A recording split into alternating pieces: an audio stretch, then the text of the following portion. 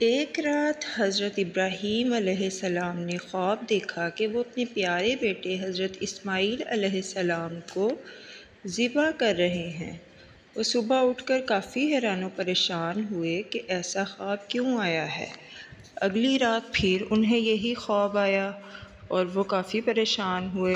اسی طرح 3 رات مسلسل انہیں یہ خواب آتا رہا تو انہیں سمجھ آ گئی کہ یہ اللہ تعالیٰ کی طرف سے حکم ہے۔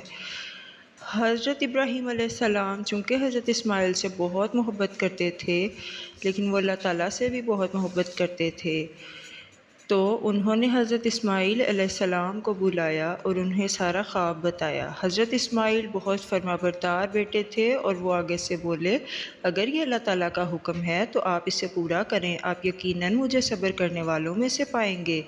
یہ سورۃ الصافات کی آیات کا بھی ترجمہ ہے۔ بیٹے کی قربانی کا فیصلہ کیا اور بیٹے کو لے کر چل دیے اور اپنی آنکھوں پر بھی پٹی باندھ دی اور بیٹے کی آنکھوں پر بھی۔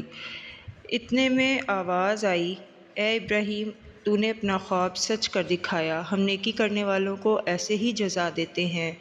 حضرت ابراہیم علیہ السلام اپنی آزمائش میں پورے اترے تو اسی لیے حضرت جبرائیل علیہ السلام نے قربانی کی جگہ پر دمبا پیش کیا، تو حضرت ابراہیم سمجھ گئے کہ ان کی قربانی قبول ہو گئی ہے۔ انہوں نے دعا کے لیے ہاتھ اٹھائے اور شکر ادا کیا۔ اسی دن سے تمام دنیا کے مسلمان یہ عمل دہراتے ہیں۔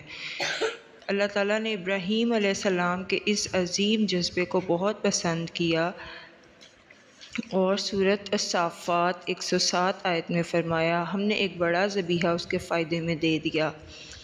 اسی لیے ہم اسی یاد میں قربانی کا یہ دن مناتے ہیں جسے عید الاضحیٰ کہا جاتا ہے۔